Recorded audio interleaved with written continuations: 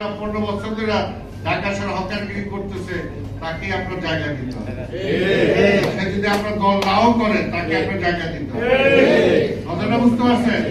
কারণ এটা হলো জিয়া রহমানের রাজনীতি, এটা হলো খালেদা জিয়ার রাজনীতি, এটা তারেক রহমানের রাজনীতি। ওনারা আমাদের শিখাইছেন এই দেশটা সবার। আজকে দেখেন না, তারেক রহমান সবার প্রধানমন্ত্রী। উনি বিরোধী দল যেটা বলতে পারে না, উনি এটা বলে দেয়।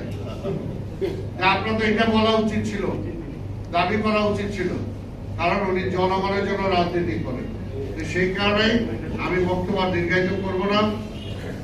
আপনারা 6টা দাবি দিচ্ছেন, 5টা দাবি দিচ্ছেন, 5টা দাবির সাথে আমি একমত।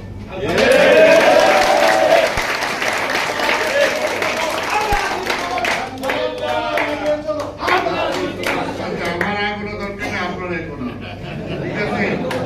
এটা হলো যে কথাটা বললাম, যে আমরা বলছেন পুনর্বাসন ছাড়া উচ্ছেদ হয়। হ্যাঁ ঠিক আছে, আমরা পুনর্বাসন করব, কিন্তু মানতে হবে। সবকিছু মানি, তার কাছে আমার তাহলে তো হবে না। গুলিস্তান থেকে আমরা তুললাম, এখানে 500 জন আছে, 500 জনের তো আমি ওই ইয়ের সামনে জায়গা আরেকটা জায়গায় একসাথে দিতে পারবো না। ওটা যদি 300 জন হয়, আর 200 জন আরেক জায়গায় দিব। আরেকজন যেটা করতে পারলাম না, আরেকজনে মতিঝিলে আমরা দিব, যে ঠিক আছে তুমি সান্ধ্যকালীন মার্কেটে বসবা। আবার হয়তো আরেকজনে আমরা দিতে পারলাম না, স্যারে বললাম যে তোমার শুক্র শনিবার হলিডেতে বসবা। আমরা আরেকজনে দিতে পারলাম না, ওখানে সবুজে বললাম যে সবুজ তোর ওই মতিঝিলে ওইখানে নিয়ে যেতে হবে, তার ওইখানে জায়গা দিতে হবে।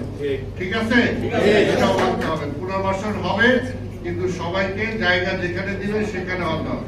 আর আমরা তো চাই, আপনারা যেটা বলছেন হকারের আইন প্রণয়ন ও পেশার স্বীকৃতি, পেশার স্বীকৃতির জন্য তো আমরা কার্ড দিতে চাই, নাম্বার দিতে চাই, সেটাও আপনাদেরকে মানতে হবে। এখানে তো লক্ষ লক্ষ দিতে পারবো না, লক্ষ লক্ষ পারবো না। কিছু আছে ভাই, ঠিক আছে, আজকে গ্রামগঞ্জে কৃষি শ্রমিক পাওয়া যায় না, এই কথাটা তো মানবেন আপনারা। ধান কাটার সময় শ্রমিক পাওয়া যায় না, কাজে কিছু কিছু তো গ্রামগঞ্জে ফিরে যাইতে হবে, এটাও মনে রাখতে হবে। আরেকটা হলো সুনির্দিষ্ট স্থান ও জোর নিতে। হ্যাঁ বললাম